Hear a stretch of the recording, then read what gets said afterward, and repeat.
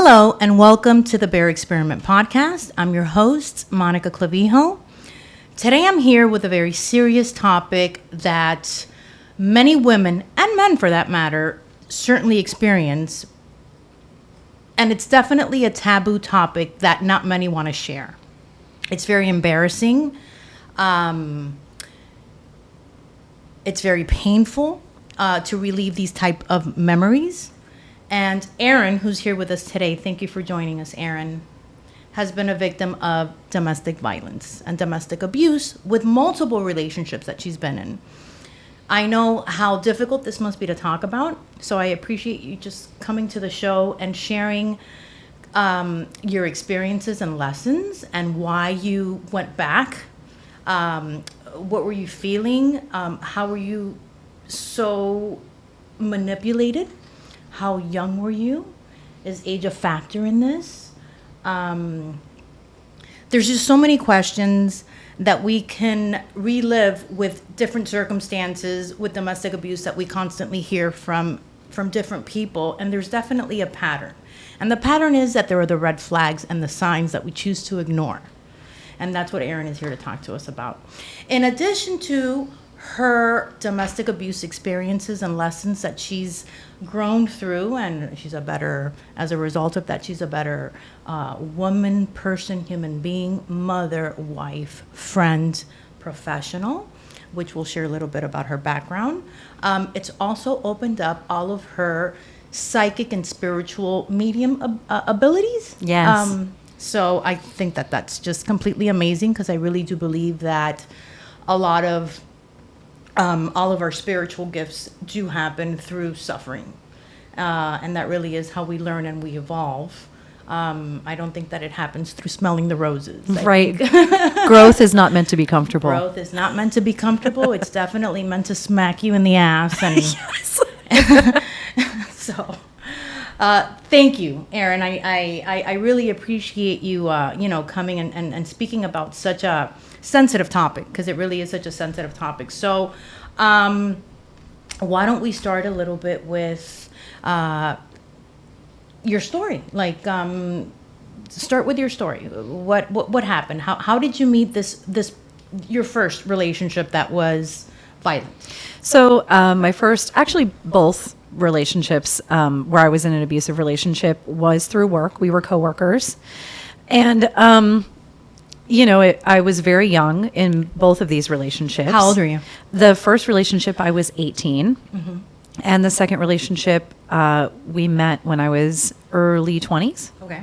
So, did not have a lot of life experience yet, did not know how to look for the red flags that you mentioned in the introduction.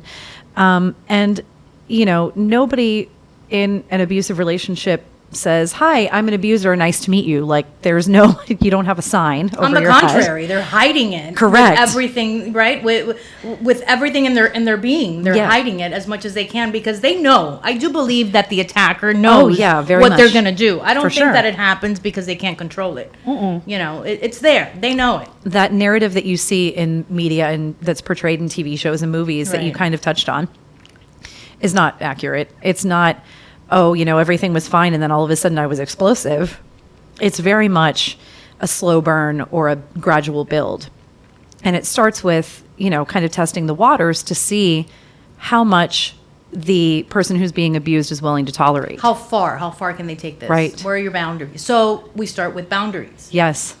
And, when you're raised in an environment where you're not taught boundaries, and I feel like it's not even just specific to my experience in the family of origin that I come from, I feel like as a society and as a culture, as women, we're taught to demur to men or to Absolutely. Just be polite, quote unquote. Yes. Right. Yeah. So let them lead, but you do that with a person that has good intentions. Correct. With you. Yeah. I mean, it's a chronic issue in our society. It's not, just, certainly it doesn't help when you come from a family where you witness abuse, as was the case in my family of origin. I witnessed my aunt being abused by her husband and watched her, tolerate it and come back again and again. And I was very young witnessing this. So I want to get into that part. Mm-hmm. right after we understand exactly how you started in your first relationship, because I do understand that there's a lot of repetition with families. Whatever you see, it happens Yes. with victims of domestic abuse. It happens with molestation. Yeah. It happens with pedophilia. Yes. There is just a repetition that you are raised with, and it's almost like embedded in your psyche, and that's just what you know to be true, Right. and So- what you know to be normal. It starts with kind of like verbal jabs, or like, oh no, I was just kidding. I didn't really mean that. So Like, with him, what was it? so with the first relationship, it was very much just like, it would be like critique of things I would Putting do you or my down. personality. Putting you Yes. down, yeah. Yep. But Making but- you self-conscious about right. yourself. But then it would be like, oh no, I didn't really mean that, or haha, just kidding. just kidding. Yeah. Like, and then they make you question your reality. It's like, wow, well, that's were they just kidding? I mean, I have a difficult time with in any relationship dynamic, people who tease each other and think that that's an acceptable way to me, if you're putting someone down or you're being like verbally ugly with someone, there's a shred of truth to that, whether you want to admit it or not. You're actually pointing out a defect that they do have, but it's also stemming from your own insecurity, because Right. only a person that's not insecure would do that to her Projection. another person. It's a projection. Yes. Right. It's a projection that you have within yourself, Yes. which is where judgment comes in, right? Right. So in this first relationship, it was kind of like the verbal jabs first. And then it was, he wasn't extreme violent with me. He just shoved me a few times. And again, that's not, it's not okay, no matter what it is. Verbal abuse, emotional abuse. Some people, I did not, but some people experience religious abuse and manipulation as well, or financial abuse. How do you mean religious abuse? Using the tenets of a person's religion to manipulate them, like, oh well, But God would Jesus want you wouldn't to accept, that, right. and- God would want you to X, Y, Z, True. or whatever. Okay, that's a good point. I didn't even think about that. That's Yeah. very true. So, and using your faith as a means to manipulate. And like I said, that wasn't my personal experience, but it is a way that you can be abused. So, and there was a lot of similarities between that first relationship and that second one, where it kind of, there was a slow burn or a gradual build. And, if it was all bad all the time, you wouldn't stay. No one would stay, right? So peppered in were those moments. And then other times we'd, go out to dinner or to a concert or the movies or, things that normal couples do. And you think, everything's fine now. Like, I'm okay. Like, whatever this was is past, right? It was just a spur of the moment kind of thing. It's never going to happen again. right until it happens again. Because it always happens again. Yes. Right? Like, the first time anybody puts their hands on you, Yeah. it's never the last. Never. No, Right? absolutely not. And it tends to escalate. Right. Okay, so then things get better. There was the verbal abuse at first. You go out to dinner, you guys fall in love. Okay, he's not going to do it again. How does it start escalating with your first relationship? So in my first relationship, it never really escalated past him raising his voice and kind of, there was literally one time that he shoved me. And I was like, I was already 1 foot out the door anyway. So it was kind of easy for me to be like, well, this is not. So it was more of verbal attacks that you had from your Yes. first relationship. It wasn't physical necessarily? Correct. Okay. But do you consider that to be the same? Yeah, I do. And here's why. Because I feel like abuse is abuse regardless. It's mistreatment of someone. Emotional abuse, verbal abuse, Yeah. physical abuse. It's still abuse and it still has an effect on you. Yes, and the thing is that women will play this comparison game. Well, I don't have it as bad as so and so, because But I think we do that for only everything. right. He only shoved me, or he only He didn't punch me in the nose like Right. he did her. even in my second relationship, he was very physically abusive with me, choked me, tried to suffocate me with a pillow, punched me in the head. I had cuts, scrapes, bruises, trying to explain away to people that would notice, how, I'm just clumsy. Like, that's horrible. Of course I'm not. Like, Okay, so let's finish off with the first. the first relationship. So it was a verbally abusive relationship that you had with number one. Right. So how do you have the courage to walk away at that point? Like, what was it? Like, how did you say, like, enough is enough? I don't need to deal with this bullshit.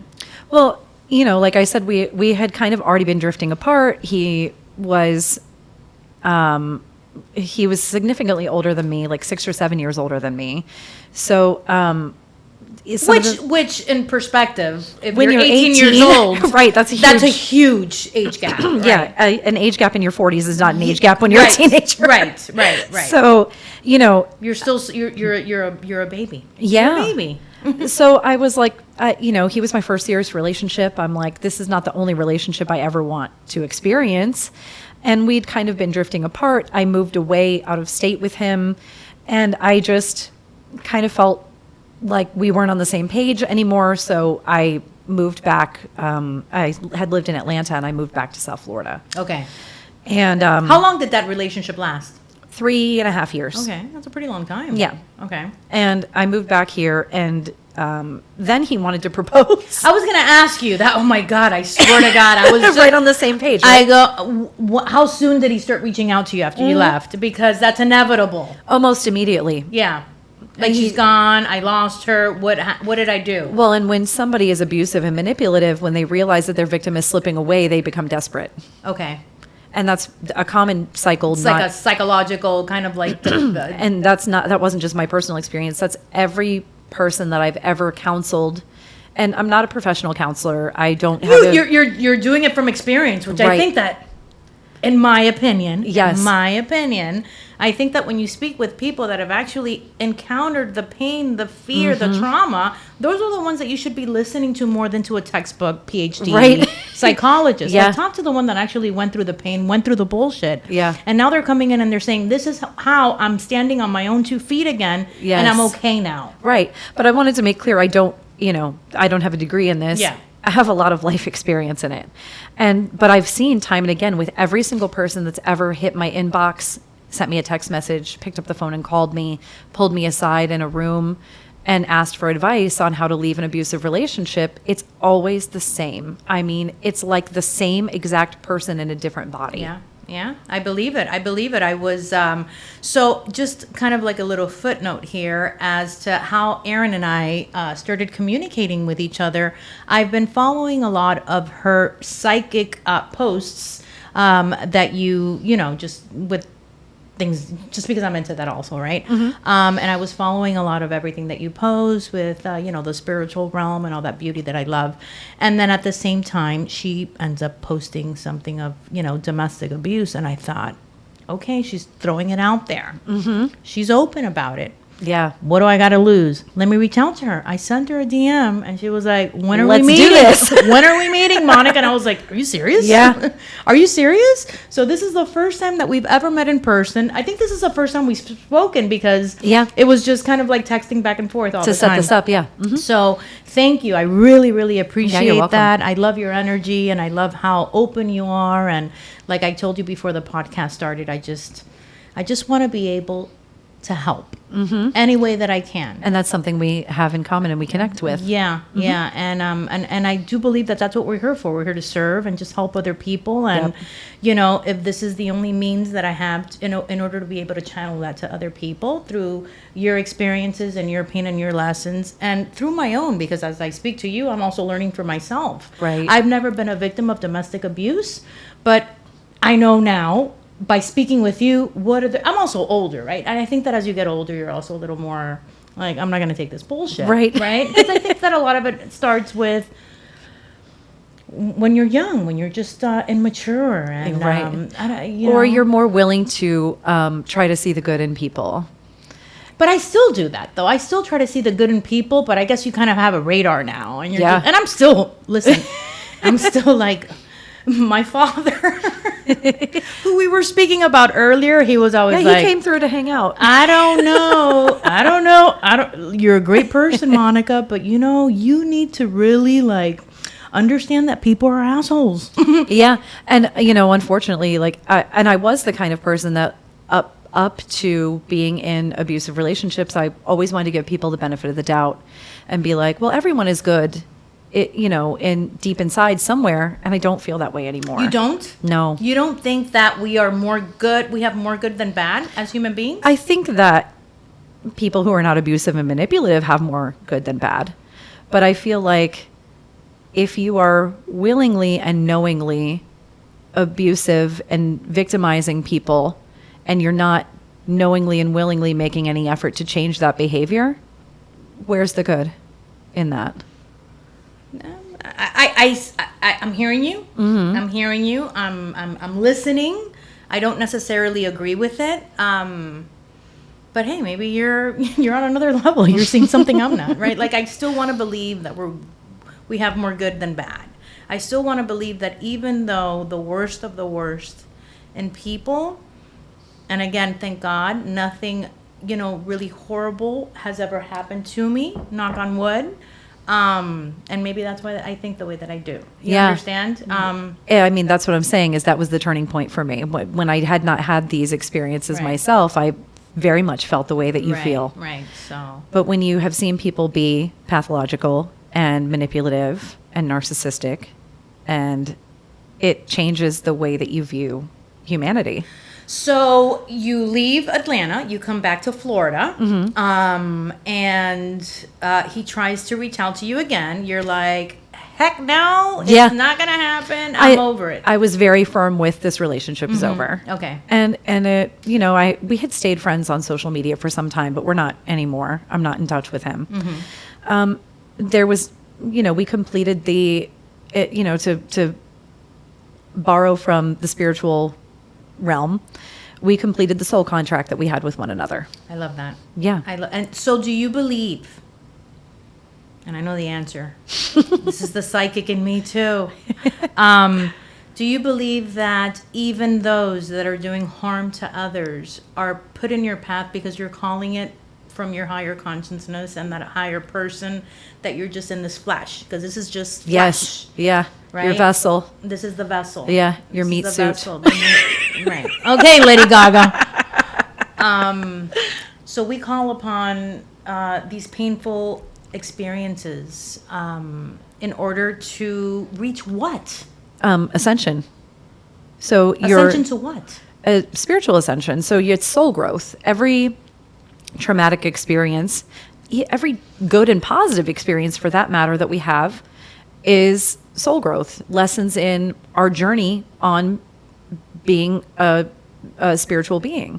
And I mean, whether or not you believe in any of this, which, I mean, obviously it helps that I'm talking to someone who does.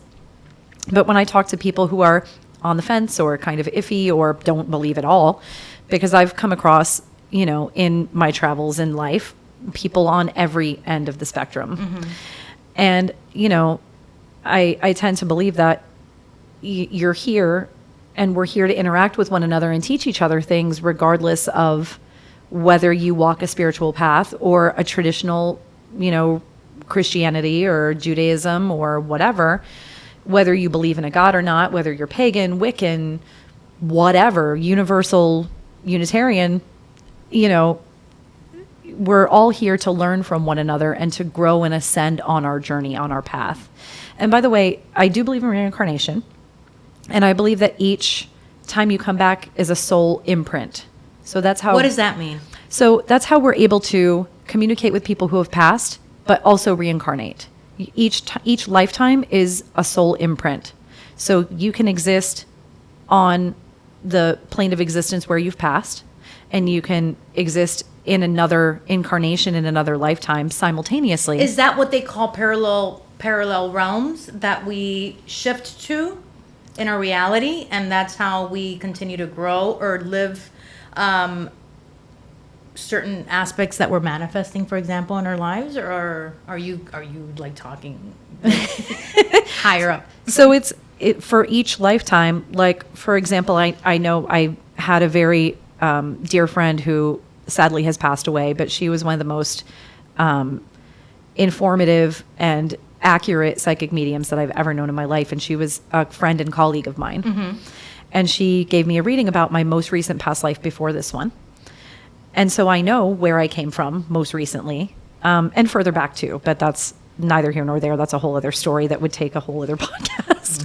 Let's do it. But, I know most recently what I experienced in this past lifetime, and you carry some of your skills and talents into the next lifetime.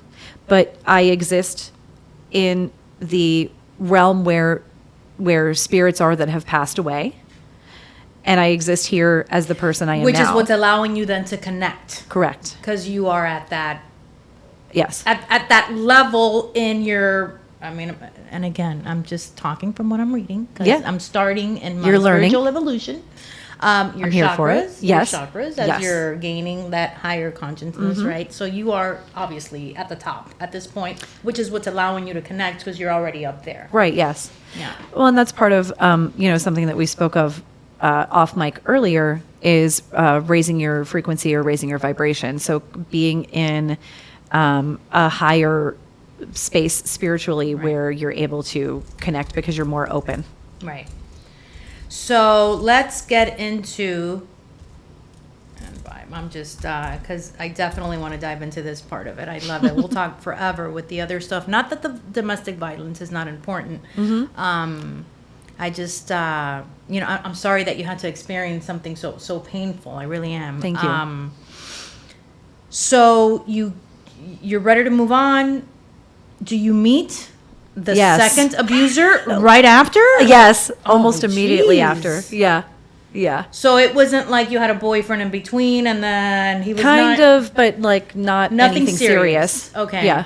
Okay. So then you meet asshole number 2. Yes. Yeah. And okay, so walk me through that. Well, and when we first met, he very much presented himself like, oh, we have everything in common and we should be together and we hit it off like this and I'm a sweet, sensitive person. And like you're you how are. old? You're how old at this point? Early 20s. Okay. All right. Yeah. And, literally firing on all cylinders. Oh, we have this in common, this in common, this in common. And I love this music that you love. And by the way, this is where I should mention that this is another tactic with abusers is that they will make you believe that they're interested in all of the same things as you so that you feel more comfortable with them and more like, oh my God, it was fated. It's destiny. We What should was be his together. age? What was? He's a couple years younger than me. Oh, so he was younger. Yes. Oh wow. Yeah. So he was just Both- born. He was just born to be an abuser. Yeah. Both of us in our 20s, but he was younger. Okay. Okay. So, and he entertained things that I now know that he wasn't truly excited about, passionate about, interested in. And I'll just use like I said, the music as an example, because as you know, I'm a huge music person. Oh yeah, I love this band that you love. Let's go do this together. Let's listen to this music together. And I now know that he was just doing it to hook me in, to impress me, to make me, put my guard down and feel more comfortable with And it him. worked, clearly. Yeah, obviously it did. We were together for a long time. We were together for 8 years. Okay. All right. So he called you in. We have all these things in common. You're feeling him, and that's perfectly normal. For sure. It happens with so many relationships where you meet somebody and after you're with them for a little bit, you're like, okay, this is not really what he was portraying to be in the beginning. Right, and because everybody's what's the famous Chris Rock joke? It's like everybody's sending the representative for the Yes. first couple of months, and Yes. then you meet the true person, right? Yeah. Everybody's on their best behavior in the Absolutely. beginning. And then they hook you. That's the problem. The problem with females is that we fall in love. Yeah. We're emotional beings by nature. For right? sure. And we fall in love more than, or faster than a man. Yep. And that's what they're doing at that point. They're trying to hook you with that emotional connection. Well, and then the love bombing too, on Right. top of it. Yeah. So, you're put on a pedestal. You're the most beautiful, amazing. Everyone I was with before you was nothing, and they're horrible, and they were not right for me. You're sent. We're supposed to be together. Right. Yeah. Like I said, it's fate, it's destiny, it's whatever. They really like lay it on thick and make you think that you're the greatest thing that they've ever known. And that level of love bombing is not healthy. What's crazy is that it feels good at the time, so you don't think anything of it. It doesn't raise a red Do flag. you think that it's because you're insecure, or do you think that it's just because everybody yearns for that attention? I don't feel that it's insecure because I never personally felt insecure. I've always had a healthy You seem self-image. like a very confident person. Yeah. So I definitely get that vibe from you. Thank you. So for me, it was never about feeling lack of self-confidence. I've always been very confident in who I am and what I have to offer. But it does feel nice regardless of who you are or where you're coming from. Right. Surely it's easier to prey on someone that does have that self-doubt or low self-esteem. But I'm here to say that it doesn't necessarily matter. You can be a very self-confident person and still be targeted. And also there's a lot of misconceptions with domestic violence about intellect, like having a lack of education or coming from poverty or Right, 'cause that's where you see it, that it's more commonly played in, Right. right? Like those types of scenarios. I was raised in a middle-class family. My parents are still married to this day. You see that in wealthy families as well. Yes. So, it's not, there's so many misconceptions about who is a domestic violence victim and who Victim. is not. Yeah, that's interesting. Yeah, that's very interesting. Okay, so you're with a-hole number 2, Yes. and you guys are vibing. You guys are doing great. Walk us through it. How does it start? So it's, I don't recall exactly like a definitive light switch moment. Do you think that that's because it's kind of like a traumatic experience where you kind of like Yeah. try to block it out, kind of like what 100%. happens with victims of molestation or... Well, and also because the abuse was so much more severe than the first relationship that I was telling you about. Oh, wow. I'm so And- sorry about that, Erin. Thank you. So, Yeah. but it's literally a thing. Trauma brain is Yeah. a thing, and your memories are not super great. Because you kind You of block almost it out. step out of your body. Yes, disassociation. When it's disassociation. Yes. That's the word that I'm looking for. You step out of your body, and it's just like your meat outfit, Yes. right? Is what's there for the abuse and the trauma and everything Yeah. that's happening. You're really not there mentally because Right. you can't keep going Yeah. right? So I can't pinpoint a specific time where I was like, oh, this is the first time. But I do remember the first time that he struck me being shocked by it. Because And even, what was it? A smack? A punch? a punch in the arm. And I remember being like hard. Yes. I remember being like, oh, wow. Like, where did that come from? Argument. You're arguing over Yes. something. And I couldn't tell you what it was about. And surely nothing significant. He would pick fights with me. And I mean, this is later on down the line. Did he have any vices? Was he a drinker, pot Nope. smoker? I mean, yeah, he was a pot smoker, but Yeah, but pot doesn't necessarily make you aggressive. no, right? not at all. Yeah. And I mean, he drank, but a normal amount, not Like like, he wasn't like an alcoholic Nope. where it would, you hear a lot of those stories. He would get drunk and then he No. would beat the shit out of the girl. Yep, no, it wasn't like that at all. Okay. And again, these are things that make it more subtle, right? And make it harder to identify that this is what's happening to you, because there isn't that light bulb moment or that aha moment. This is a problem. Right, because there wasn't a vice element or there wasn't, something that I had mentioned to you off mic earlier is that he he presented himself as very sensitive and I mean, quick to cry to the point that I was like, this is kind of weird. Like I've never dated a man who was this emotionally sensitive before. So open Right. emotionally. And it was crocodile tears. It wasn't real. And I know this now. But at the time I was like, wow, it's kind of, it was, You feel like they're just opening up to you, right? You feel Right. like there's a true connection here that they don't say this to anybody else. but I will say, like I said, that it was kind of, it gave me pause because I'm like, he's crying kind of a lot. Like, and I don't mean that to sound insensitive.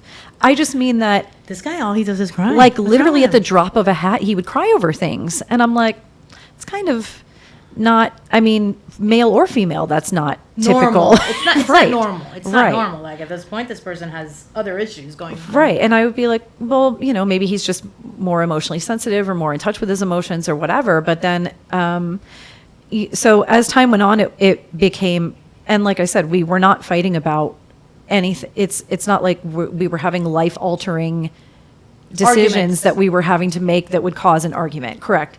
It would be like, I don't like the way you pumped gas. I don't like the way you Very loaded mi- the very laundry. minimal type things, right? Correct. I'm not even exaggerating. Like these are real examples. Like you loaded the laundry incorrectly. How do you even incorrectly load the laundry? So what do you think what do you think his position, for stemming for that anger, where it was coming from? What was making him so angry? It wasn't you. He was taking it out on you. What was Right. his problem? That now in retrospect you can kind of like look at and be like, okay, this is That projection what that I was talking about before, how you feel about yourself in the inside. But what was it? What was it? What do you think it was? I mean, if you don't want to talk about it, I understand. But I'm saying if you can just be as vague as you possibly can. Like, what was the traumatic reason why he was such an asshole Well, to you? I mean, when you're talking about somebody who's pathological, they don't experience emotions the same way that we do. That's true. That's true. And it's hard for me to understand that. But, Right. Because if you've never experienced like a Ted Bundy, right? Yeah. yes. And I mean, it's funny because, in media portrayal, again, how we talk about that, because you mentioned somebody who's like the extreme version of a sociopath, right? But you don't have to be a serial killer to be a sociopath. There are people who are devoid of emotions or only have like the mood swing of like, I'm chill or I'm raging. Right. There's no in between. It's like Right. calm or I'm going to kill somebody. They can't genuinely experience the range of emotions that someone who is not personality disordered can experience. Okay. So trying to attribute emotions that you and I experience to someone who is pathological is not. Do you think that that's a mental disorder? Yeah, 100%. Yes. Is there treatment for that? Yes. What's the treatment? I mean, you have to do intense therapy and be willing to. A lot of people who are pathological don't think that there's anything wrong with them to begin with. So you can't. Why would you do therapy if you think you're fine? Right. There's nothing wrong with it. So yes, exactly. Okay. So he punches you in the arm for the first time over something what you perceive to be very minimal. Maybe Right. in his eyes he was like, right? Like a lot. It was a lot deeper than that. What was your reaction? Like I said, just shocked. I couldn't believe that he had stricken me. I was, taken aback. I yelped, and I remember, crying and kind of asking, like, why did you do that? Like, I don't understand where this is coming from. And again, this is before I knew what kind of person I was dealing with. I was trying to attribute a normal human interaction. So I'm trying to suss out why you're behaving this way or what caused you to act out in this way. You're trying to rationalize it. Right, because But you can't because what rationalize. the hell? Like, what is that? Like, But you can't rationalize with a crazy person. no. Right? I mean, and it's, I really have, there is no explanation for it. It's just that behavior is part of who they are intrinsically. Okay. And then it, like I said, same as the first relationship, it would ebb and flow. Things would be fine for a while, I would think. And that's actually the cycle of domestic violence. Like there's charts that you can find online. And I can't remember offhand the entire cycle. So but you can send that to me because that's definitely something that I think Yes. that we should share with any domestic abuse Yep. viewers that are watching this right now, that they can kind of, and Yep. that's another part that I want to talk about toward the end after we finish with this conversation, just like how can we help? How Right. can, if they're not ready to talk to someone, Sure. or maybe they can reach out to you, right? Absolutely. Yeah. So there's like a calm cycle, and then there's the build up to it, and then there's the abuse, and then there's the aftermath of, I'm sorry. right, I'm apologizing. It'll never happen again. It'll never happen Showering you again. with gifts, Right. love, attention, affection. Ike Turner. Yeah, 100%. And that is a real example. That's not just a. It's funny because I was telling my daughter about it. I was like, Sydney, she's coming. She's like, what's the podcast about? I go, domestic abuse. Apparently, she was involved with an Ike Turner. She's like, wow. Yeah. Yeah. And I had to explain who Ike Turner was. Right. Obviously, she doesn't know who it is. But Yes, because young. yeah. But right. Like a relationship like Tina Turner and Ike Turner, so successful, so wealthy. But see, that's where I was. Okay, so a-hole number 1 wasn't addicted to anything. A-hole number 2 either. Nope, neither. Wow. Okay. Literally just. And for what it's worth, I don't think the first one was a sociopath or pathological. I just think he was a garden variety asshole. He was just a jerk. Yes. Okay. Yeah. But I mean, a lot of things still hold true regardless. I mean, I don't feel like making a distinction is helpful in some cases because it's the severity shouldn't matter. Abuse is abuse. Right. So, but I mean, so the red flags that you were asking about. So all of the things that you start to see, like it starts with the jabs, and then it becomes, how much can I get away with in front of other people? And are they going to believe you or me? Did people notice? Like, were people already at a point that they were like, Erin, what's going on? Some people noticed and some people did not at all, including one of my very best friends who was very distraught and upset that I kind of like kept it from her. Yeah. And I told her, it's nothing personal against you. I love you with my whole heart. She's still one of my best friends to this day. We have been since we were teenagers.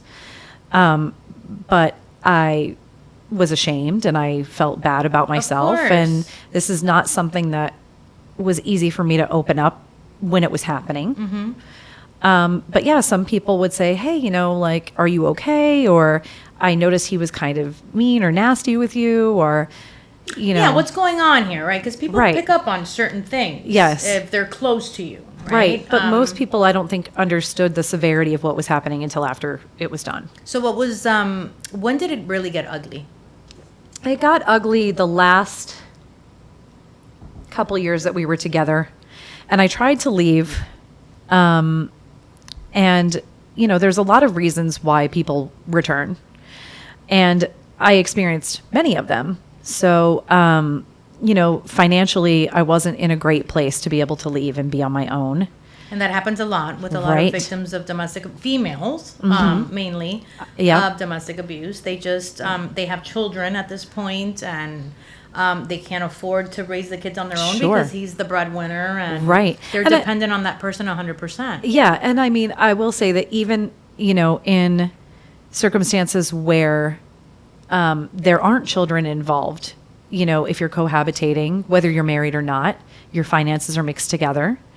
And I mean, even now, which thankfully my husband now is amazing, supportive, wonderful. I'm very thankful. We've been together 13 years and we've been married for 9. Awesome. And it's amazing. He's an excellent stepdad to my son. I'm very thankful for the family that I have now and the relationship that I'm in now. I mean, nobody's perfect. No relationship is perfect. Nobody's perfect. But he's wonderful. So, but in any event, I couldn't imagine now if I was in a domestic violence relationship trying to leave with how the economy is, with how living in South Florida, how expensive it is to try and live on your own. Horrible. There's so many barriers to leaving. And it's also a big fear factor, because I think that women overall are just resilient. Yeah. And we just have this backbone where 99.9% of females will figure it out. It's just why I'll fix him. I'll figure myself out. We are bred to be that way. We are mothers by nature. We are givers by nature. We are I'll do the healing. I'll do the therapy. I'll do the we're the problem. That's what I do think sometimes that we are, because we do 20 things at the same time, and then males are very compartmentalized with the way that they think. Yes. So it's like, okay, I have this objective, which is okay. I'm going to take care of the family. I need to bring money home. You figure it out. I'm going to bring it home, which is also a very difficult thing to do. But then that's what's happening, Erin. I think that we're living in a society today where females are still expected to be mothers and nurturers, and then also have a full-time career. 100%. It's impossible to do both. It is impossible to do both. It really is. Give me taxing. Any man that can do it. It just takes a toll on your body, you know? And then you wonder why people are going crazy. Yeah. Yeah. It's a lot. Just, that whole yin and yang kind of, the way that we were bred to kind of be, it no longer exists. And then we go back to that. Okay, so the female now, who's being abused, and I'm using the word female because it's the more common one, right? Right. It's usually women that are getting done by the stronger man. Yeah. But I've heard of stories. Oh, for sure. It definitely happens to men too. Yes. Yeah. Absolutely. Which is horrible. Not even to mention, in same-sex relationships or non-binary relationships. I don't even want to get into that. I mean, that's a whole other, we could go a whole other. That's just like, I can't imagine that. That must be just, But my point is what we talked about before is that it doesn't discriminate. Domestic violence affects everyone across the board. But then it's the fear, exactly. So then it's the fear. We are, I have 3 kids. I used to be a receptionist, and I quit my job to raise his children, and now Right. I have to go back to work. I haven't And worked in 20 years. Right, and people that I've counseled, I see this a lot. What am I gonna do? Like I Yes. have to go make whatever minimum wages, Yeah. I have to go make this much money. How am I gonna do this? And then that's how they get you too. Well, you know what? If you don't do what I tell you to do, I'm not gonna pay for the house. I'm not gonna give you child support. I'm not gonna do this. Like, that's why you go to court and do it the proper way through And the that's system. why the court system had to develop as aggressively as it did, because Yes, so many guidelines. Yeah, it had to get to that point. And now females are also taking advantage of it because it goes both ways, like anything else. So he's striking you now, like he's punching you. What's he doing? I mean, like I said, it escalated. It started with a punch on the arm, and then eventually it was every single time I stepped out of line in his eyes in any way, shape, or form, it got increasingly more aggressive and violent each time. Police were called on us more than once. By other people. Yes, neighbors who could hear. That could hear you guys screaming. Yes, absolutely. Were you defending yourself? Yes, yeah. Were you punching back? Absolutely. And so this is what's known as reactive abuse. So, a lot of the times when you hear about, or even in the media, you see portrayed domestic violence, and you're looking at a case where they say, oh, well, she hit me back and she did this and she did that. It's like, well, am I just supposed to lay there and take it? Yeah, Or like kill me. yeah, I mean, I don't even understand how someone could think that that makes me a perpetrator. Like that, either I defend myself or I die. So what would happen when the cops were called? They would come out and again, we could go down a whole rabbit hole with this, and this would be a whole other topic on another day with a different podcast. But they're not properly trained to deal with domestic violence disputes. There's a lot of, well, you guys need to just either work it out or go your separate ways. And I'm like, that's not helpful for anyone. I mean, that's great in theory, but they boil it down to the most simplistic, either you need to work on your shit or leave, and it's not like that. So what do you think they should be doing? I don't think either someone else needs to be working in tandem, like a social worker, with police officers when there's a call made. Okay, so then what? They arrest a person, which I think they do that already, right? Sometimes, not every time. Okay. It depends on if there's visual evidence or not. But Right. if someone is holding you down with a pillow over your face, there's no marks. There's no proof. Correct. There's no proof. So the police show up and it's he said, she said. And it's, oh, she's a woman, she's hysterical. She's just making this up for attention. Yeah. And oftentimes an abuser can appear very calm and collected, and they've been jabbing their victim long enough to where by the time police come, I'm ranting and raving like I have no rationalization left. And they're just, well, I don't know what's wrong with her, why she's acting like this. Or they just don't care at that point. Right. They got a call. They need to do what they have to do. No, I mean the abuser Well, is okay. is very much calm, level. But that's what I'm saying. And at that point, then the cops are like, Oh, right. What they're can just I doing do? their job. Right. What are they going to do? They're not there to be counselors. That's not their job. Their job No. is they got a call. They need to get there. Which is why, like I said, nobody's bleeding. Nobody has a black eye, like you Right. said. Even though he was choking you with a pillow Right. earlier. Yes. So there's no that's- proof of that unless you have a video. Right. And so it needs to be, like I said, it needs to be community engaged, where someone, a social worker or a therapist or someone comes out in tandem with the police responding to the call. Yeah, but that's unrealistic. I mean, it shouldn't be. It's Why is it unrealistic? It's unrealistic because of the funding that's going to go behind that. We're having a hard time with police officers actually doing their job. I mean- right now because they're afraid of everything that's happening in this country. I mean, but I feel like if we have enough money to fund the police, why don't we have enough money to fund? Theoretically, everything Community that you're support. saying, I'm I I'm like, hear yes. you. I hear you. And I know But that it'll it's- never happen, yeah. but it should. Absolutely. Bring a social worker in with you. Something else is going on Right. here. Yes. This is my case. Right. Have 5 people and they're going out, they're getting dispatched with, Dade County Police Department. Right. Or whatever. And I mean, like I said, short of that, at least having police be more educated in how to handle a situation like this instead of being dismissive or making a woman feel like she's being hysterical, or there has to be a better way to approach someone who's been victimized than Yeah. to make them feel like shit for Right. being victimized. 100%. 100%. So he gradually starts getting more aggressive with you.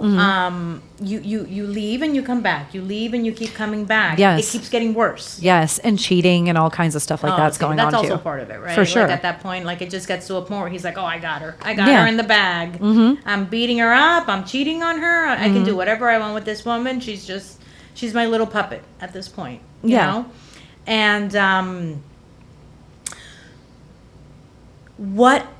what's that kind of like switch that says, or at least where you start saying like, I gotta get out of here? And I'm sure that takes some time. It definitely Yeah. does. So I finally ended up I had been working part-time and I ended up with a full-time job. Right. Right. So financially, Yes. you need to get on your feet. You need to Yes. get control of your own finances at Right. that point. Yeah. And we were sharing a bank account, so I couldn't put money away because he would see. Right. So, opening up a separate bank account is one way to do it. Having your own income independent of what's being brought into the household is helpful. I finally got hired on a full-time position with a salary and benefits, and I was able to start transitioning into being on my own.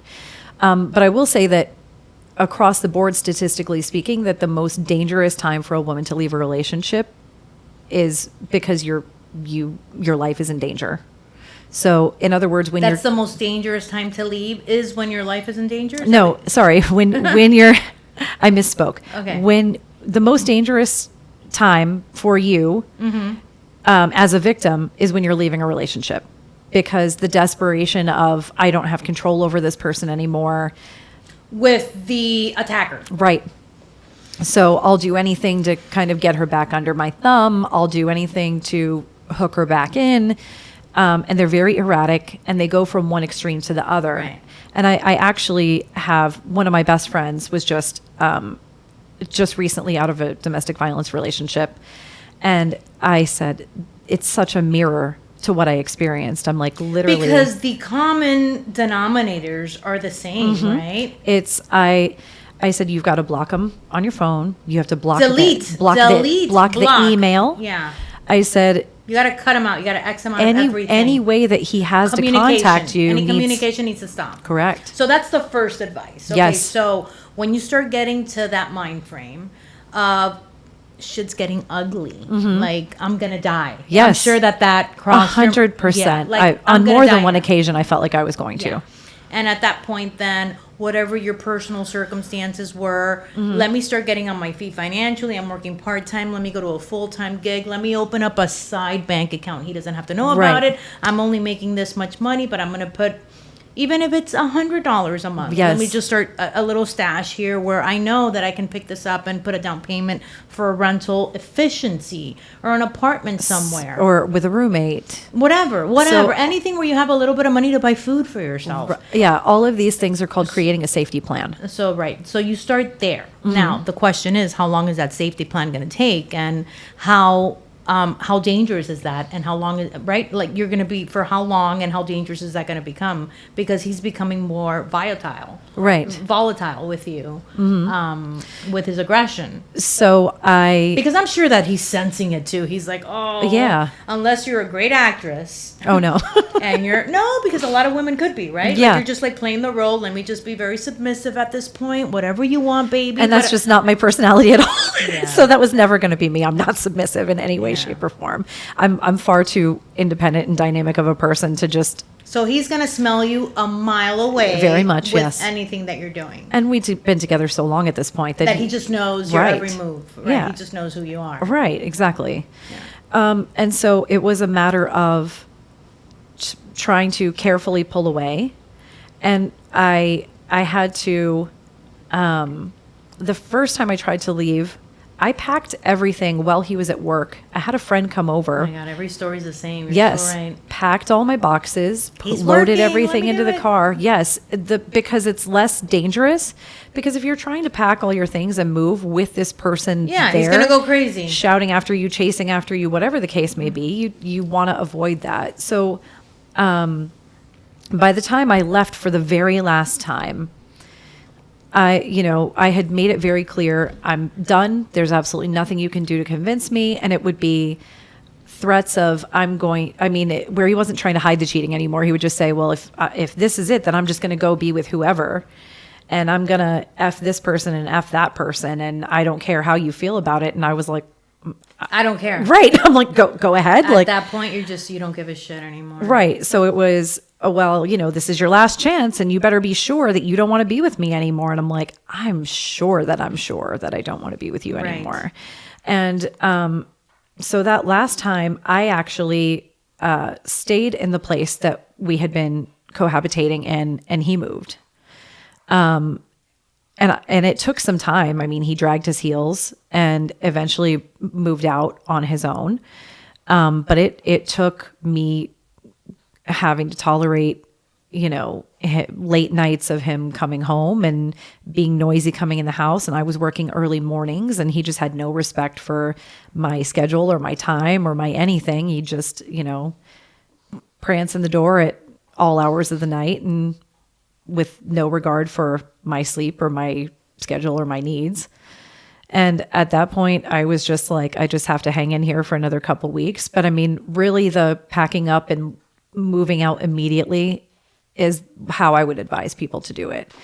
But Just having the courage to just pick up your stuff and Yeah. just like get out. Don't overthink it. And also- 'Cause when you overthink it, you won't do it. It's Yes. like anything in life. If you overthink anything, it's not going to happen. You just got to do it. And also, there's no material object that is worth your life. That's so- deep. Say that again. There is no material object that is worth your life. Absolutely. When it came time for us to separate our things, he was like, well, I want this and I want that. I'm like, take it. Keep it all. Tino Turner. Seriously. Keep it all. But I'm just keeping my name because I know this is the only way that I can keep making money. So That's I want to stay with literally, Turner. yes. I remember that part so much in her movie. She's amazing. Yeah, and her story. Inspiring. She really just is. like, keep it all. I don't want anything. I don't want didn't. the houses. I don't want the cars. I don't want anything. I said, take whatever you want. I don't need any of Because it. you know deep inside you're going to get back on your feet. Yes. And I would rather sleep on a mattress on the floor. And be happy and safe. And safe. Yes. Yep. Yeah. At that point, I was like, I don't care. Just take whatever. That's right. Whatever you feel That's like you right. need. It's only material things. And if you have one, you can get 10 tomorrow. Yes. And it really is. It's And people get so attached to Stuff. the house. Yes. Stuff. Uh-huh. Stuff. That's the perfect way to put it. Stuff. Yep. And not even Oh, just my the car, my clothes, Yep. my shoes, my purse. not even just the No. attachment to the stuff, but down to like, oh, but I'm not going to be able to afford the kind of lifestyle I had Who before. cares? You're gonna be happy. And alive. You're gonna gonna be live. happy and alive. Yes. And you know what? Maybe a more simplistic lifestyle might even make you happier. Oh yeah. Because now you're gonna have the freedom to be yourself. Yep. I To mean, be I yourself. I had and to Metro not have fear. Metro PCS.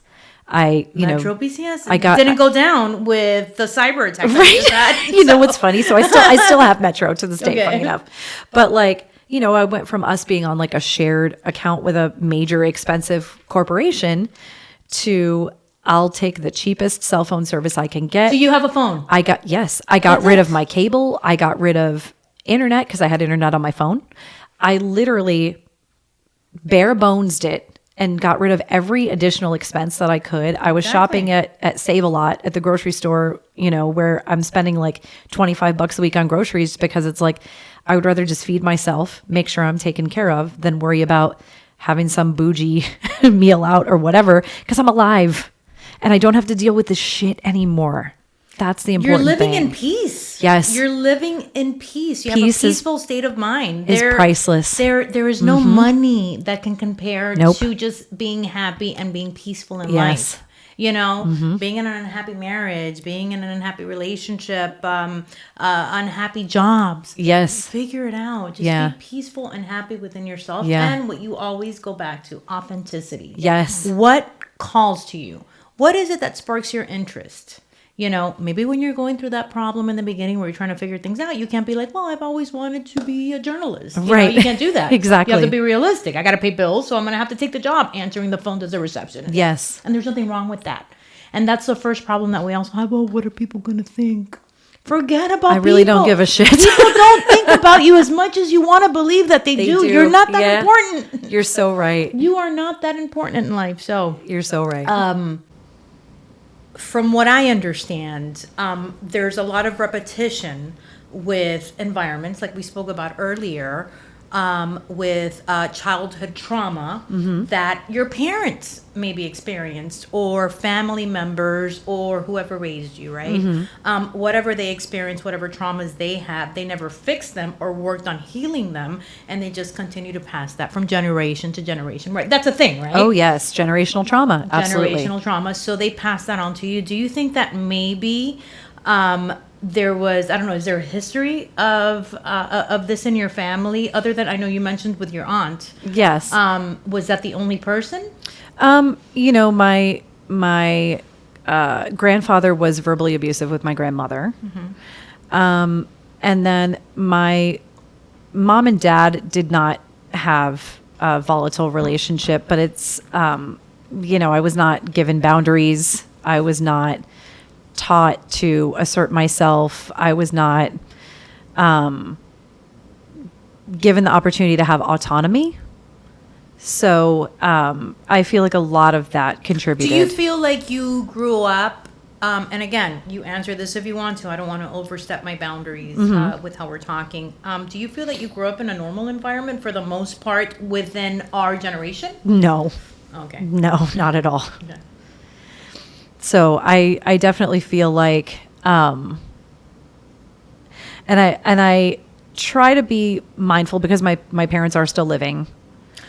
Which is why I always So, tell you, like, yes. you know, I understand that this is a very sensitive, Yes. you know, kind of portion of what we're talking about, because I also have a lot of, you know, traumatic experience that happened within two very loving parents. Yes. That I love and that loved me. And, Yes. But I, now the older that I get and the wiser that I get and the more that I suffer or have suffered and have grown from these lessons that life has thrown at me, I understand what I didn't back then with them, where I kind of blamed Right. them for things. Now I just understand that they just did the best that they did within the only thing that they could do, because they didn't understand anything better, Yeah. you know? And that is part of that generational trauma that you were Yeah. referring to. I mean, I don't speak with my parents anymore, and I have not had a relationship with them for several years. And that became a matter of me protecting myself, emotionally, energetically, and I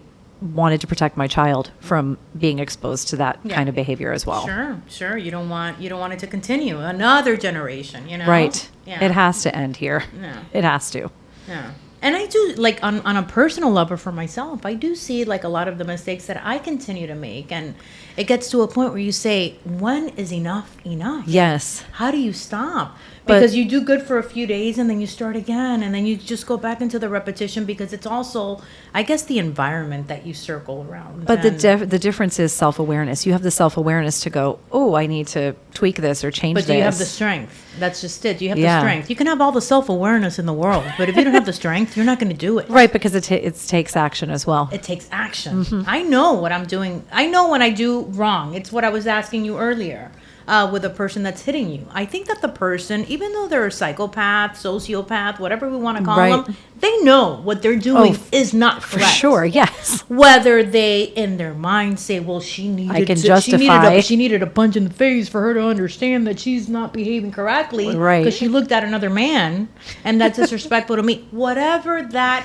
switches in their head. Right. In order to make it okay for them to hit you. Yes. I get it. So, what are the resources that anyone that's experiencing or has experienced, but mainly like who's experiencing it right now. If there's one person that's watching, one female, one male that's watching that's actually going through a very verbal, which, you know, it's interesting because a lot of people, oh, he just told me fuck you. Like, that's not healthy either. That's not right. That's not okay. Like It's I not said, okay. You're ugly. You're fat. This husband that I have now has never once put me down, called me a name, even when he was pissed at me for whatever reason. Right. Has never put me down or been verbally abusive or even said fuck you. Nothing. Right. I mean, there has never been even an inkling or an instance of anything that would border on questionable. Because it is out there. You can find that relationship with that person. Yes. It may take some time, and it Oh, starts yes. with self-healing first. Yep. In order for you to become that version of what you're looking for. I do Yep. believe in that. Oh, yeah, You have for to sure. become what it is that you're looking for, and that can take years. Oh, yes. Of being alone and Yep. just, continuing to learn lessons and difficult lessons at that by Definitely. yourself. Because Yep. that's only going to make you a badass at that point. Yeah. And then that's when you attract that soul connection with another Yes. person, where Yep. it's just like, who are you? Yeah. How did we meet? How did we get here? So there's, national domestic violence hotlines and websites. There's also locally to South Florida, Women in Distress. There's 211 that you can call, Oh, is that like, and okay. they have resources as well. I did not use any of those things. So personally, I can't speak to the process of it or the effectiveness of it. I have supported women in distress through clothing drives and other things where I've just taken it upon myself to, do donations and things for them. But in terms of like using them personally when I was leaving a violent relationship. Do you work with any of those? For lack of words, I really don't even know what they're called. Like those halfway houses for women that are, domestic abuse, females that leave and they have nowhere to go. Transition housing. And they have homes. Because I know that I was working. That's what Women in Distress does. They have transition So housing. they have homes, right? And they just come in with their kids or whatever, and people help. So how can we help with that? How can we donate? How can we assist financially or emotionally, or I don't know? How could we help? So I feel like going and looking on their website and seeing what they're asking for, and this is true with any charity, there's usually like a link or a tab on an individual website where it says these are our needs. And it's typically things like gas, gift cards, clothing, even gift cards for groceries and things like that. So it's, they do career assistance, and they do a lot of different, like they're far reaching with the ways that they're able to help women in transition. But even just on a personal level, if you feel like, how can I as an individual person Like, can you assist? Can you go and can you personally speak to them and be a safe person to other people? And when I say be a safe person, I mean, don't be judgmental.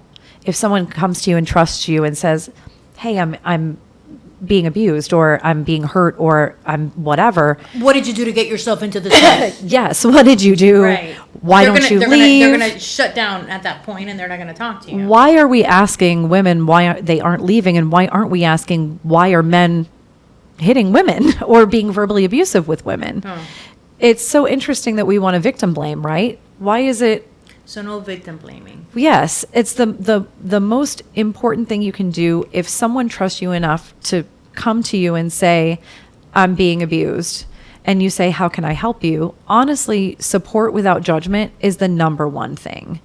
If you, like you said, you're going to shut down automatically if someone's like, well, what are you doing to leave, and why are you putting up with this, and why did you must have done something to make him angry with you to begin with. And it's like, I wasn't doing anything. I was faithful to him. I never cheated on him. The entire time we were together, I never gave him reason to think that I was doing anything like that. I was a wonderful partner to him. I always listened to his needs. I was supportive. I helped him launch a career that he started.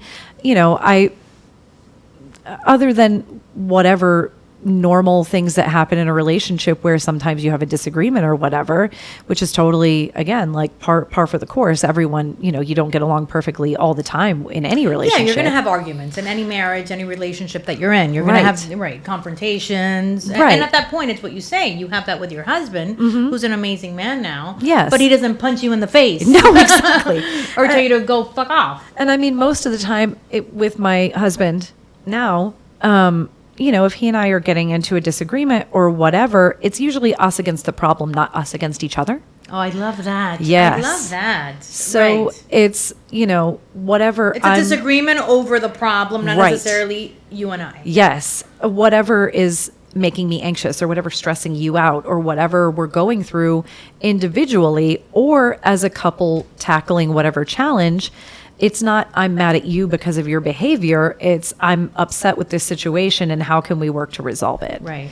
And it's, typical stuff that every single couple goes through, like work stress or money issues or, parenting challenges or whatever. It's not we dislike each other or we don't get along. It's we have a thing that's a stressor in our life that we need to learn how to overcome. We need to learn how to manipulate a little bit better, right? Or control.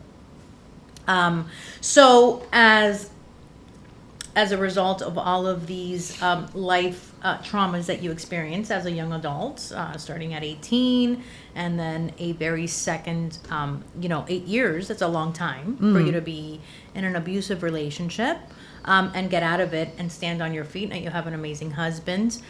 All of these traumatic experiences have allowed you to awaken your, and correct me if I'm saying it incorrectly, your psychic abilities, that's correct. Your connection to another realm, your connection to your higher conscience. Like, how do we what is it that's happened? What is it that happened to you, and how did it happen? And when did it happen?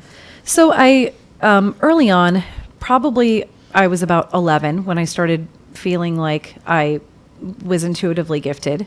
But I was very dismissive of it because when you're a child, you don't understand when you're receiving messages. Correct. So how did it happen for you? I was at my parents were buying a house, and I sensed that something was bad or wrong about this house. I felt like someone had been murdered inside of it.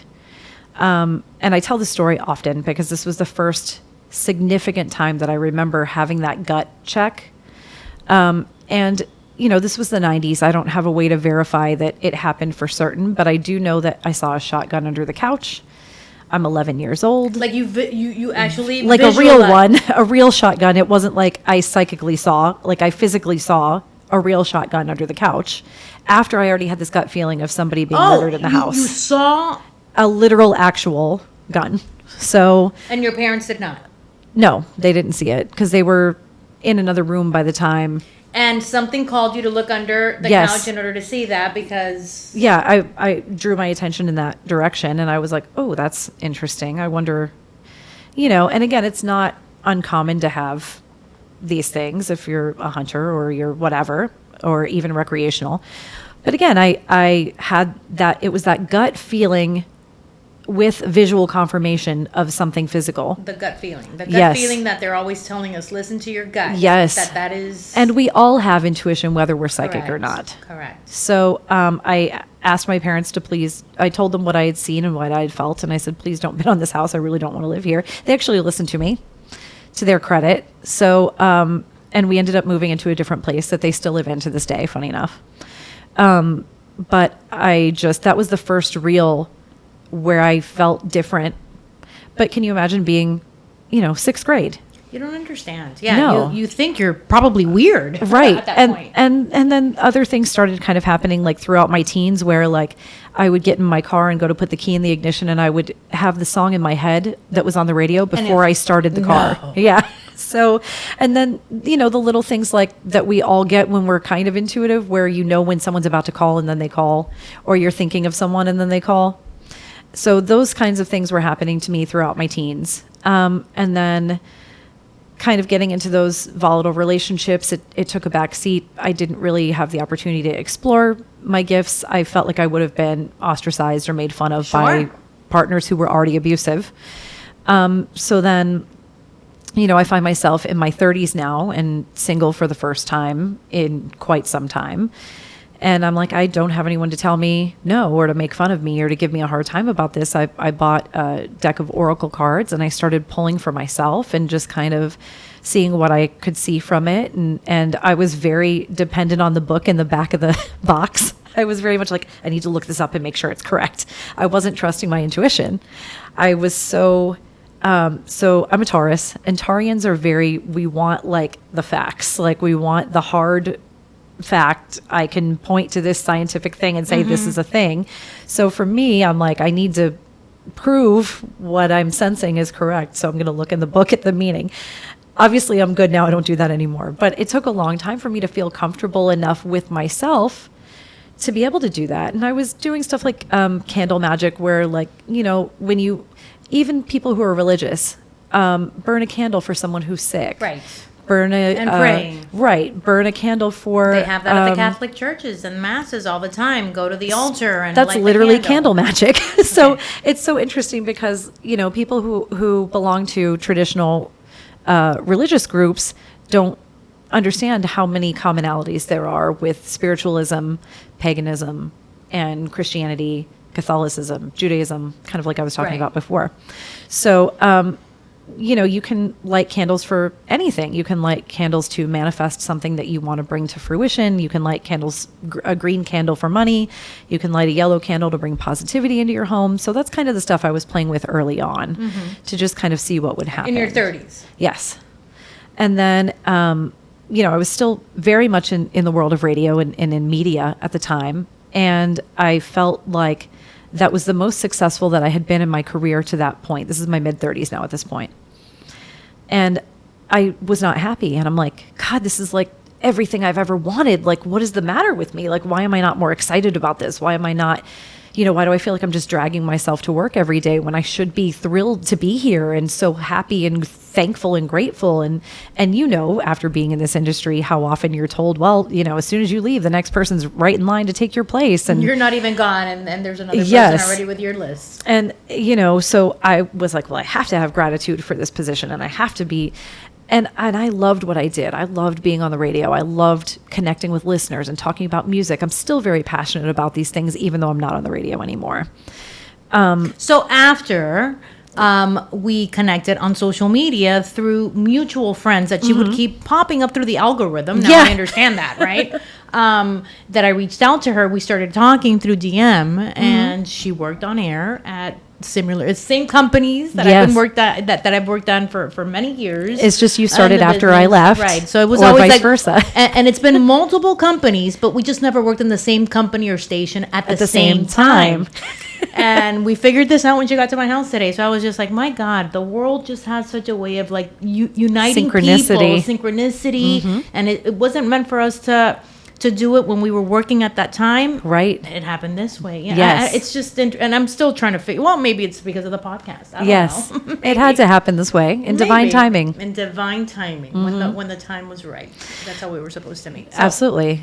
So, that at this point, I'm still working part-time in radio and kind of easing into doing readings for clients, for paid clients. So you start diving into tarot reading and reading the back of the cards, and then you start, because I started doing that too, by the way. And I got Reiki attuned at this point as well. See, that I've never like even understood, because that's energy, right? Yes, that's energy healing. Yeah. Mm-hmm. But right, like I get it. Like the card tells you, look at it. This means you have a lot of prosperity, and yeah, exactly. You're gonna get married, and right. No, you're sad, and you need to work on this.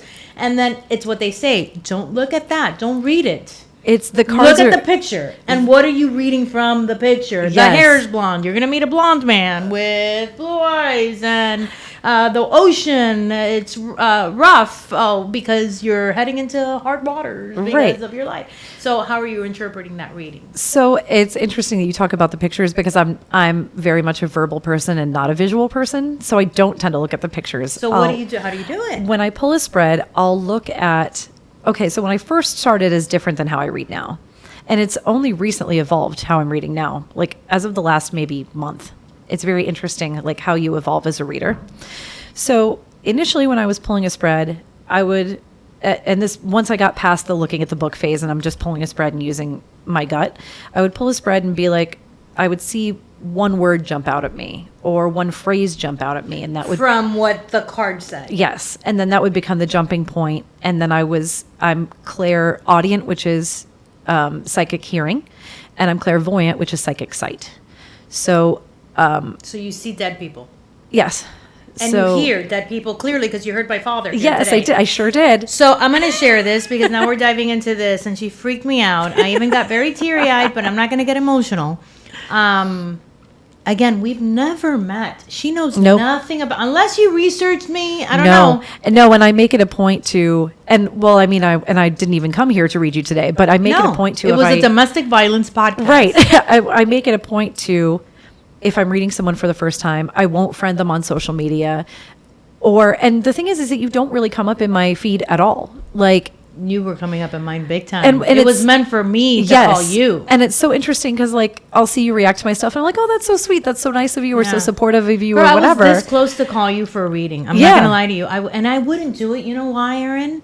Because I don't want to fall into that, like, oh, let me get my cards pulled to see what's happening tomorrow. Like, I didn't want to fall into that, like, desperateness, because it's almost like a form of, like, it's okay if I don't know what's happening. It's okay. So I feel like some people could take it to that extreme of like, I can't make a decision unless- I'm dependent on the outcome or controlling of the outcome. But also I feel like it's good guidance. If you feel like I'm already working on myself, but I need a little boost, or I need most of the time it's validation. When I'm doing a reading for someone, I'm telling them things they already know a lot of the time.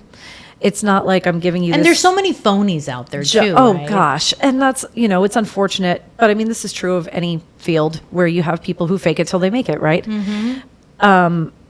And I mean, even recently I had a client that was like, I'm kind of hesitant, and because and this happens to me, not a lot, but where people come and they have already been scammed by someone. And I'm like, listen, I've been doing this for a long time. I have clients all around the country. I can give you references if you want. Like, I try to regularly on my social media post reviews that people who have gotten read by me can see, so that you can see other people talking about specific things that I've predicted for them, so that you can see that I'm not full of shit, and that I know things that there's no way I could possibly know. So, but to your point of, so I do have some clients that I do readings for fairly regularly, even as often as I have one client that I read like once a week. I have some clients that Don't I you read. think that's a little excessive? I don't. And here's why, because people have different levels of needs. So like if you're going through a challenging time in your life, Maybe you need that kind of like a or you backbone need- or somebody. or you It's like need a parent kind of telling you like it's going to be okay. Right, but it's your guides. It's not me. I'm not the one that's sitting here telling you should A, B, and C. I'm connecting to your spirit guides or your family in spirit, and they're the ones that are giving you the guidance and information. I'm just the channel. You're just the communicator. You're Correct. just like that person. So she gets to my house, and we're talking a little bit because, again, I've never met her in person. So I'm just like, I want to tell you, kind of give you an outline of what I'm thinking, and tell me a little bit about your domestic abuse story, because I didn't even know that much. Right. And you end up going to the bathroom Yep. after we were talking. He and- tapped me on the shoulder.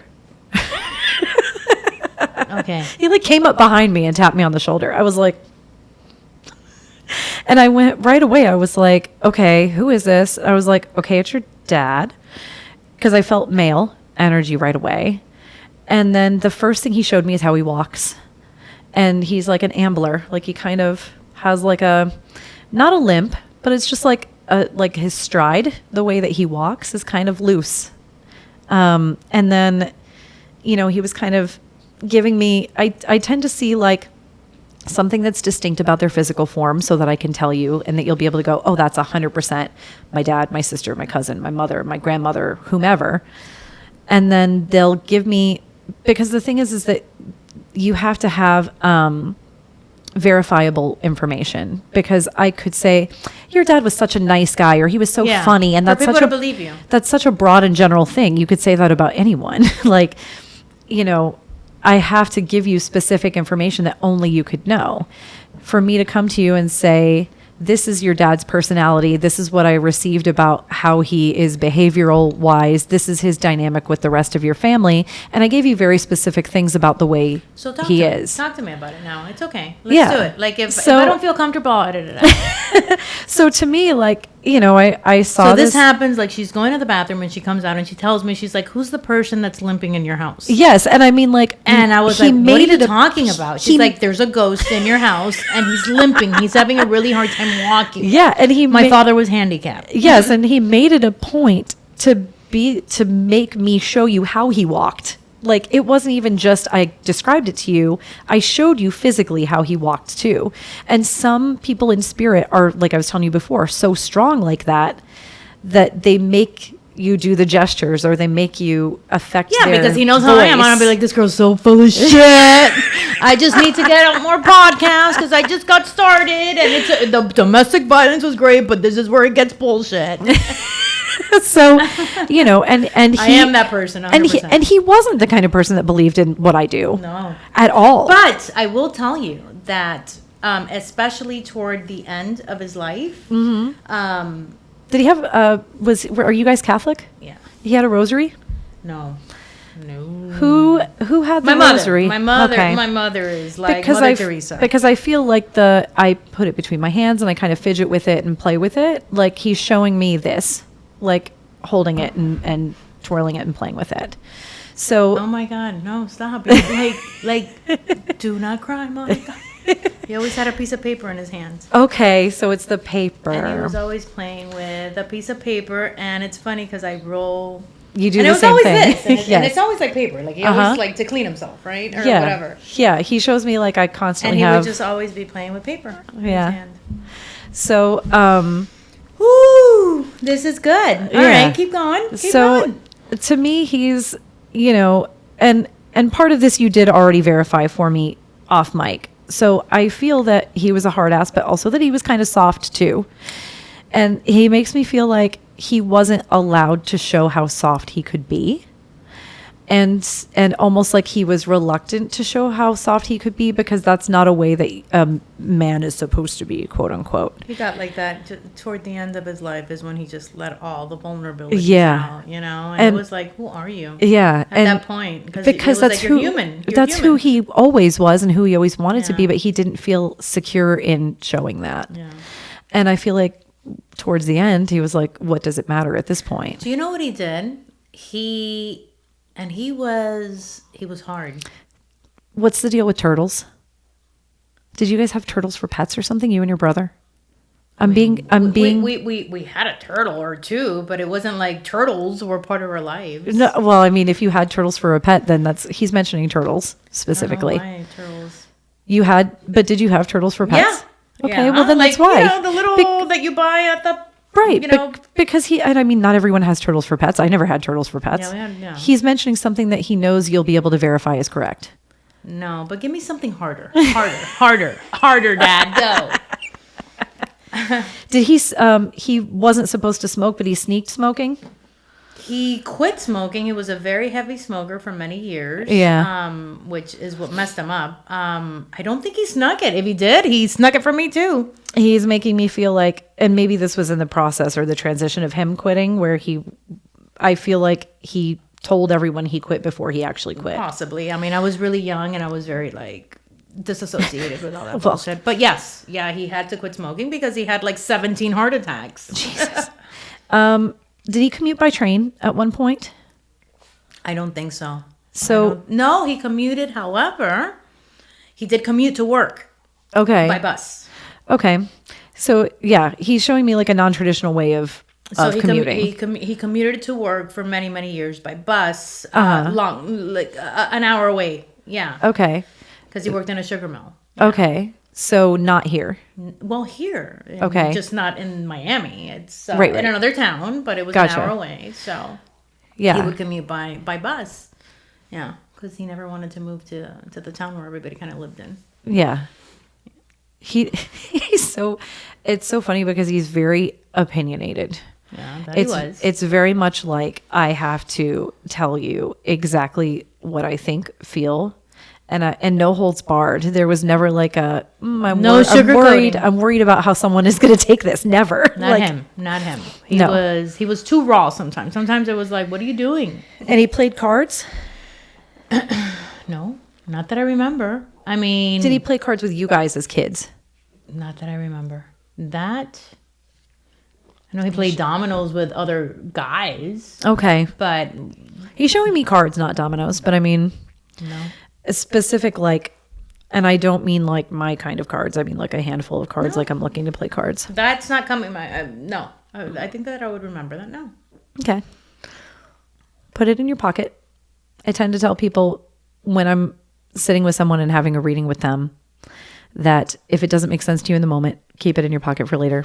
Okay. And or that- something like sparks a memory or whatever. Right. Sparks a memory. Yeah, he's making me feel like that you guys played games too to kind of pass the time. That we did. In- Games, many games. And especially even at the end that you guys played games to pass the time as well. We were tight. We were Yeah. tight.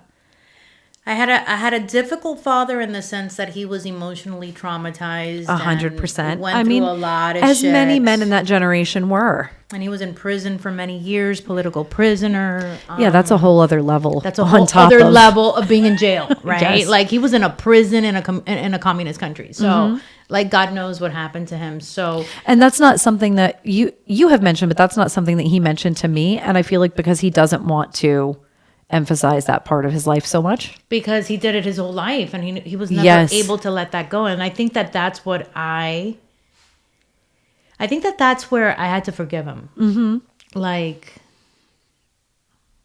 oh shit, I'm getting like, yeah. I think that that's where my level of forgiveness had to come for a lot of his, what I wish he would have been better at.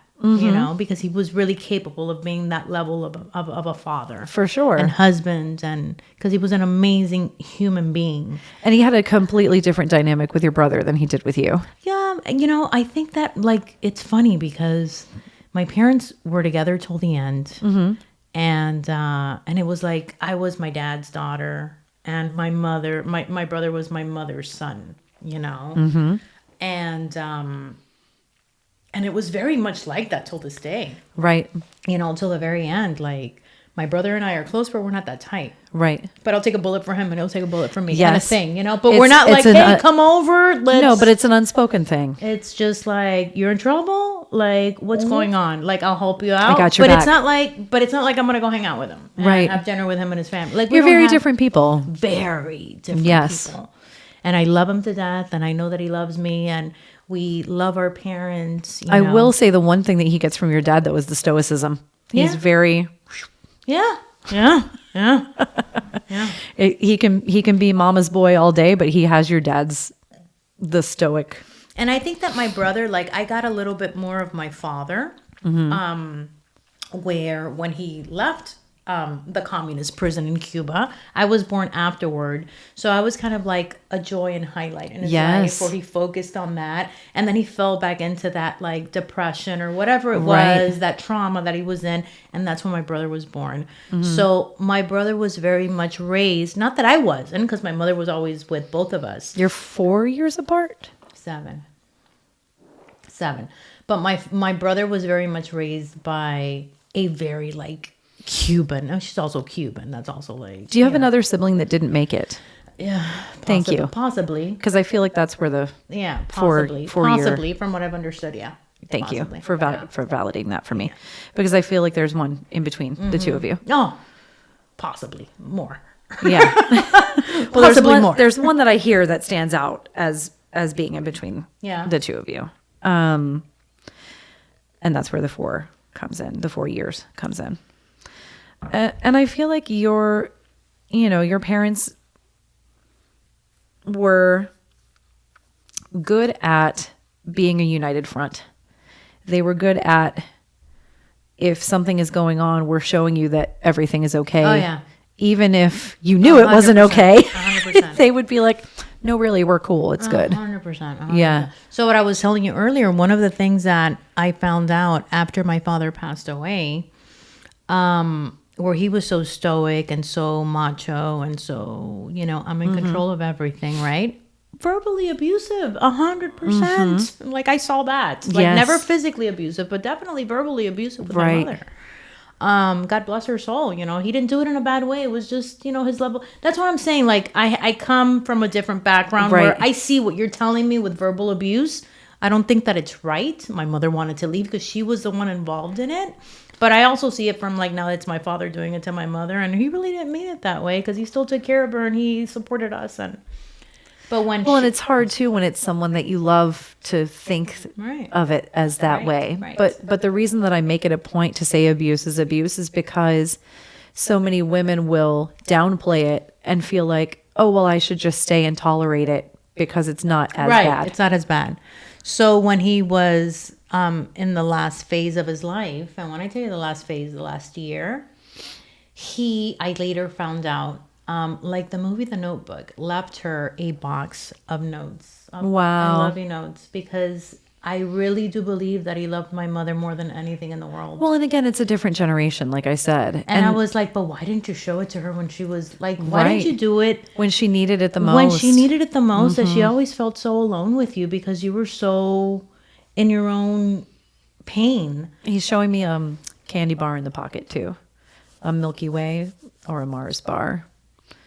So I feel like this. No, you're American. Maybe that would be like a pastelito for us or something. No, I feel like a candy bar specifically. Like I go to, this is not I go to the convenience store. This is I go to a vending machine and get a candy bar. So I don't know what this would be. And again, if it doesn't make sense now, put it in your pocket for later.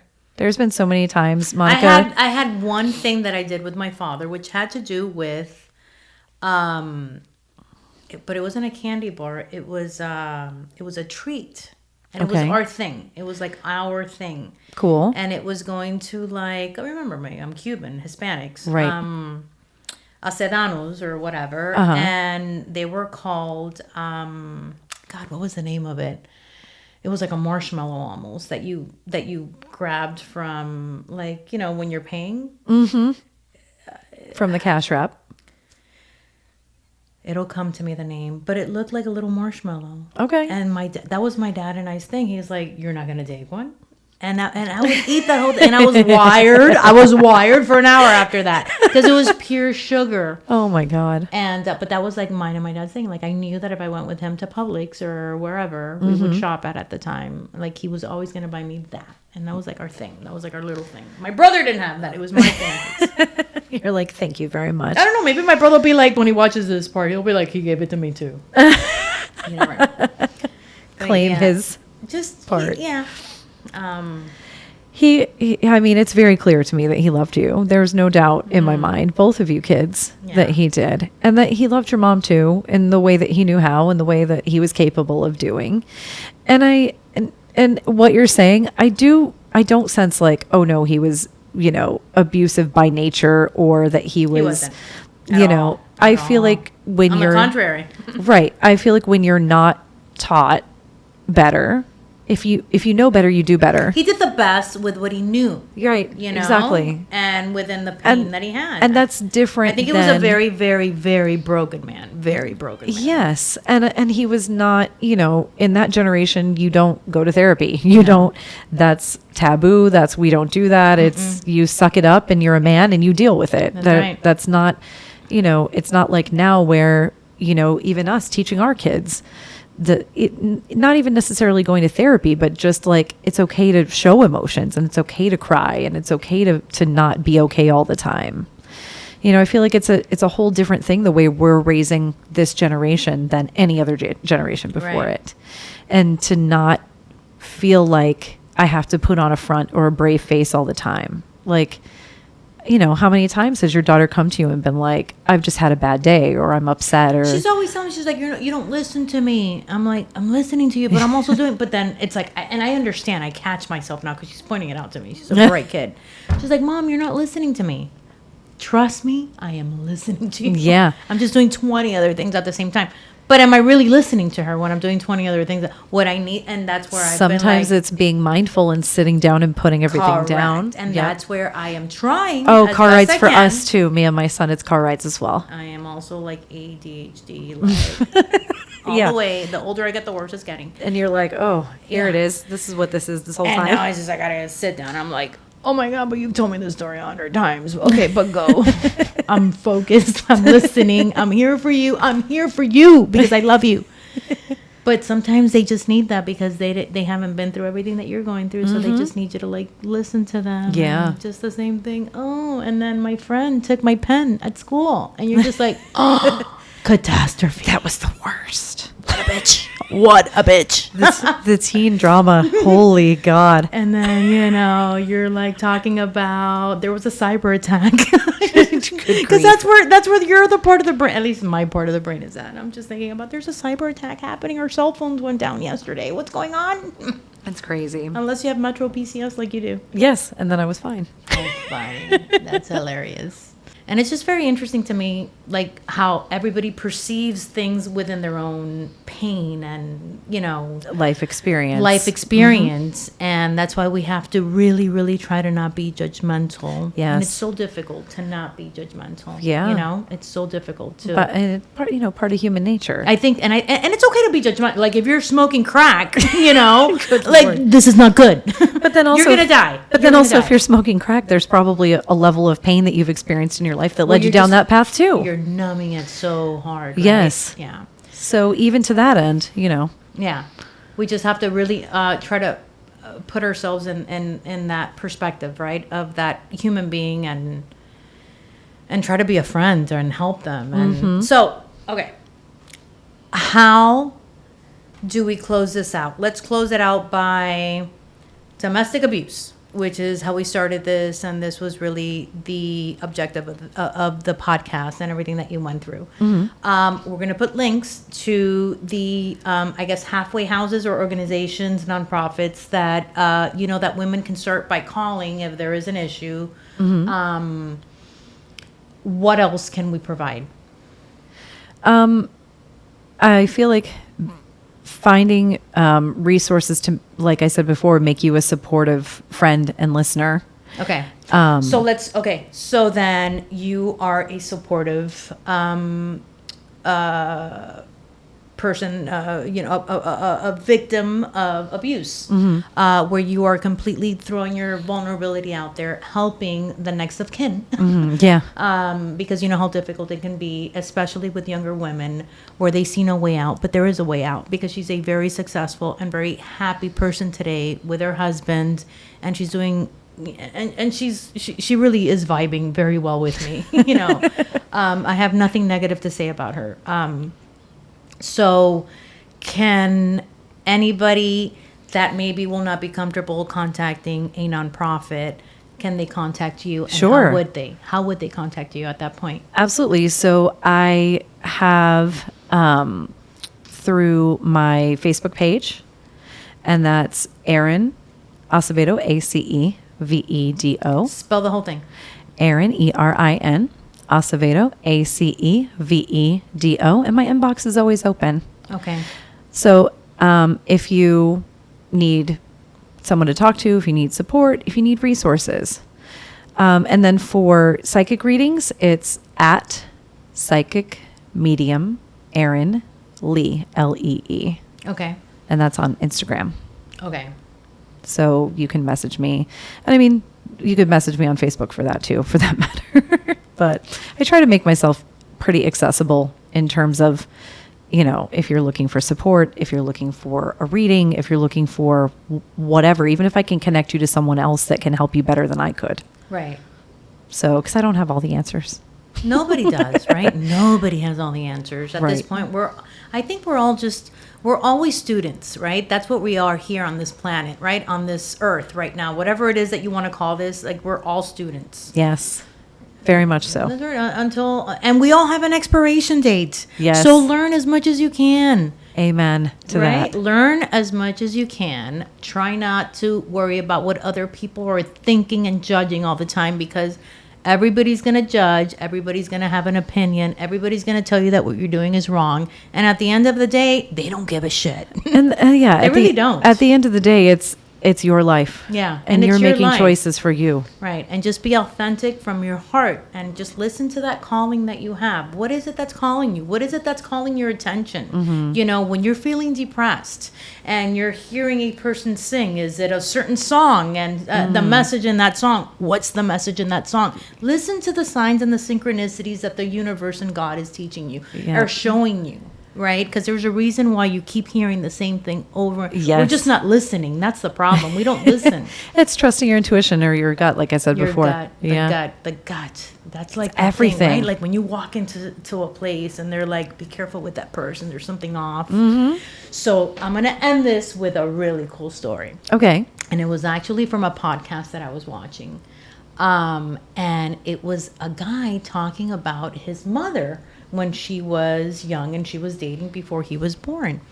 And she says that she goes out to this restaurant, you know, back in, what was it, the 70s or whatever. And a guy picks her up at her house, very good looking guy, you know, picks her up in the car. They go out to have dinner. They're eating dinner and they're vibing, they're having a great time. The guy's gorgeous, super, you know, articulate, you know, everything was just perfect. She says that all of a sudden something happened to this man where his face just went blank at one point while he was looking at her, that she says that it scared the life out of her. Huh. To the point that she got up from the table. She said, "Excuse me, I'm going to go to the bathroom. I'll be back." She went to find a public payphone to call her brother, to tell her brother, "Pick me up right now." This guy is crazy. There's something off about this guy that just put chills down my back. Her brother picked her up, went home. Remember, the guy picked her up at the house. Right. The brother went, saw him driving around the house that night, just looking for her. Years later, like 2-3 years later, Serial killer. guess who it was? Oh God, Bundy. Yeah. Ted motherfucking Can Bundy. you imagine that shit? She's watching it. It was in the Seriously. Utah area. Jeez. And she sees a picture. She's like, "Holy shit, that's the guy that I was on the date with." Can you But imagine? everything inside of her told her. She says that she saw. Trusting your gut. That's But like the she extreme said- version. But then talking to the guy, right? Like the guy's the one saying the story about his mother. He says that what she saw was like an animal looking at its prey. Yeah. Like that was like the blank I feel look. like I've heard this story before. The blank look that he got Yeah. on his face was that. It was just like, "I'm gonna tear you up." Yes. As soon as we're alone in the car. The mask dropped. Yeah. Where you can't And hide who but you she are saw anymore. It, but Yep. she saw it in his eyes, even though he was still, but he couldn't hide it. Right, exactly. He couldn't hide it. Crazy. Isn't that insane? And then It she really is. notices that it's like Ted Bundy who murdered like how many women? I- Can you imagine where you No. can be like, "I was on a date with that guy and I'm still here." Seriously. Oh my God, that's crazy. And that's your gut and your intuition, and that's how you should always listen to it. Yeah. So anyway, thank you, Erin. This has been an amazing podcast. Thank you, Monica.